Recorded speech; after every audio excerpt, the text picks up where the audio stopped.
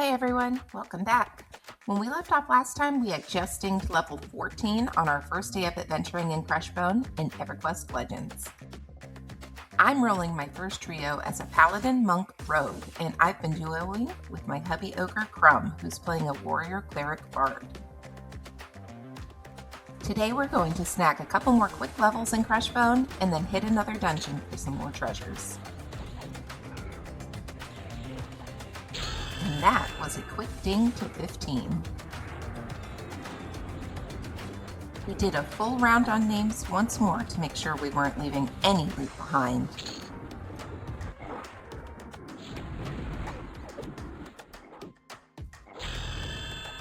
And that ding to 16 means it's time for us to head out.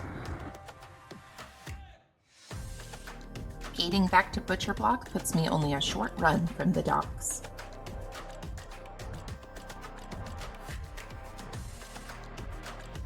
No boat for me. A quick translocate to Ocean of Tears and then to East Freeport later gets me easily from the continent of Fadeware to Antonica.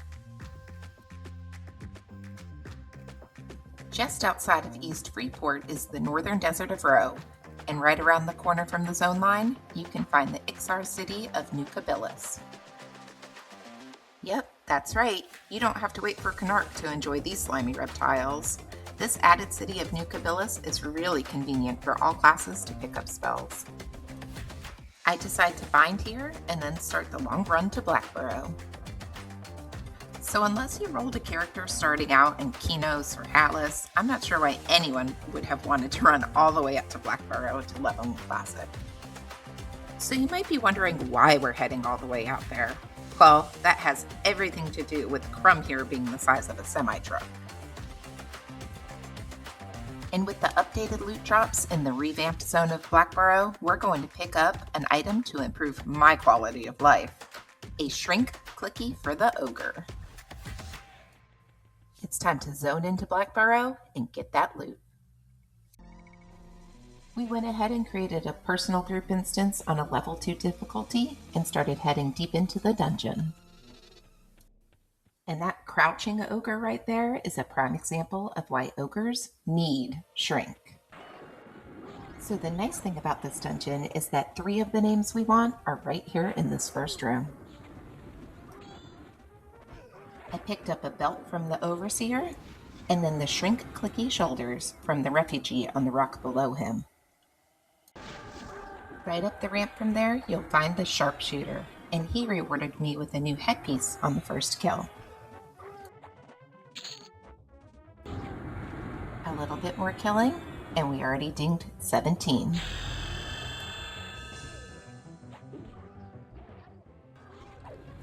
Right around the corner, you'll also find a 4th named, the Master Brewer.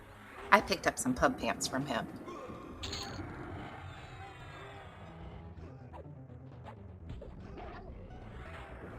A little bit more killing, and we dinged 18.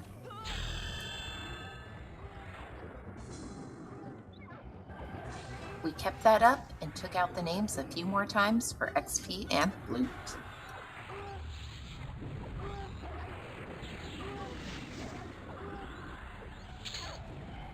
And then we dinged 19.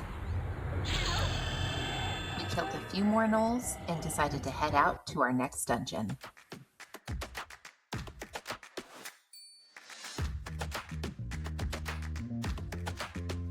So we gated out and made the run to one of my favorite newbie dungeons, Najena. Now this is another classic dungeon that's been revamped and is full of new names and new loot. We created a private group instance on a tier 2 difficulty and got to farming.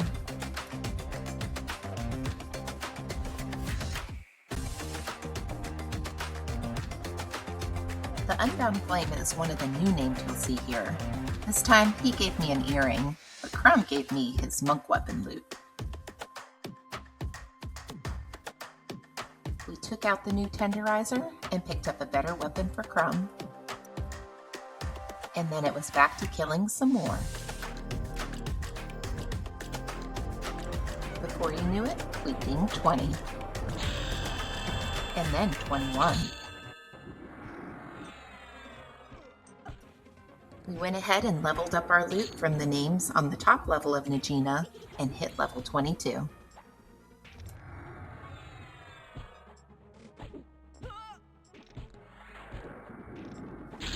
Then we decided to bring this party deeper into the dungeon. We started by taking out Bonecracker, and then took down some guards and a visiting priestess. I love the boots she drops.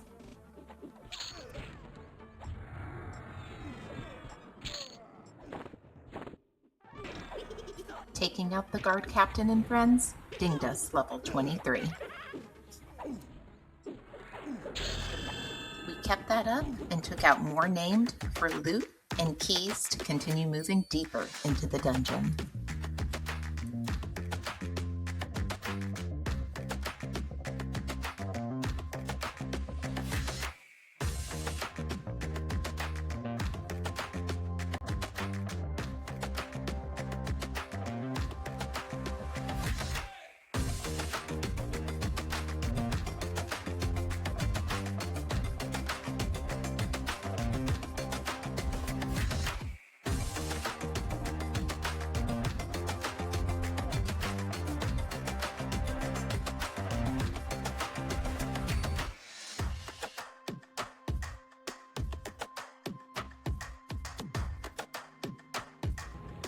And that brings us up to dinging level 24.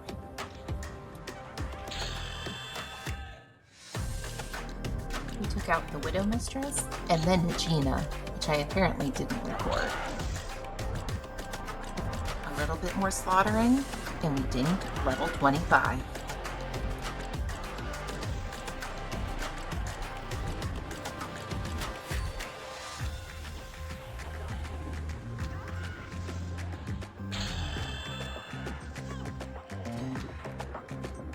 That was enough fun for one day, so we decided to gate out and call it a night. Alright, well that is a wrap on leveling for today, so let's take a look at some of the loot that we got along the way. Still have the ornament of the oracles in both of the ear slots, that hasn't changed. Wood Elf Scout Bauble in the neck. Still have the Rotting Fate Arc face mask, but I did go ahead and pull the focus effect of Improved Healing 1 off of this face mask that dropped in Najena, off the Emissary face mask. This way we have an exaltation on this one. Went ahead and swapped out to the Sharpshooter's bandana. Not sure if it's really an upgrade or a lateral trade, but I do really like the strength and the dex that are on this one. This is at a level 5 already. We've got the Signet Ring of the Lost Crusader. This one, I did also go ahead and put in a Summoning Efficiency Exaltation. I don't need this effect right now. On a future build, it might come in handy, but it was one that was on this Band of Flesh that dropped on a ring in Najena. This is a better ring that I had upgraded to, but it didn't have an effect, so I threw this on here for now. Still have the same bracers, Legionnaire's bracers and bracers of battle. Still looking at the same arms here, the armband of serrated teeth. Did go ahead and upgrade the gloves quite a bit. This is the officer's gauntlets, which dropped down in Najena. I've got this up to a level 4. It's got some nice stats on it. Our other ring, we've got the Clawed Knuckle Ring. This one dropped off of Najena. It's got the extended enhancement exaltation on it right now. Our shoulders are the same shoulders, but I did go ahead and throw this exaltation on here. It came on the shoulders, which we picked up down in Blackburrow for shrink. Now I don't need the shrink effect unless I want to be the size of a gnome, which I don't, but in a future build, if I swap braces, I went ahead and picked it up so that we'd have it. We've got the dark mail coat that I went ahead and swapped over to. This dropped down in Najena. The torn elvish tapestry is still on our back. Did go ahead and pick up the runed sabertooth girdle. This is up to a level 6 right now. That's got some pretty decent stats on it. This is one that dropped down in Blackburrow. Also picked up the pub pants down there. This is at level 3. These are okay. We're going to pick up some better ones when we go to a future dungeon. We've got the traveling solarettes. These are some great feet that dropped in Najena as well. These were on the visiting priestess, I believe. Also picked up the Sword of the Lost. I've got this up to a rank 5. It's got pretty decent ratio on it, as well as the Flaming Fists. Now the Flaming Fists don't normally have this proc exaltation on it. This I yanked off of the Sharp Claws, which dropped down in Blackburrow, and went ahead and put that effect on these fists because that was a little bit better. Still have the same bow, the deteriorated ancient Fade Arc longbow, but I went ahead and pulled off the proc exaltation from the bow that dropped down in Blackburrow. This was the Sabertooth short bow, and went ahead and pulled off the knee shot combat effect, which will snare an enemy. Also picked up an arrow. That's helpful. That drops off of a couple of the named mobs in that first open area in Blackburrow. We still have the Ribbone Stiletto as my weapon in the any slot for my rogue setup. We will get a weapon that's better than this hopefully in the next dungeon. And we picked up the kitchen tool belt in Najena as well. This is a waste item. I've got it in my any slot right now, and at level 4 it's up to 14% worn haste.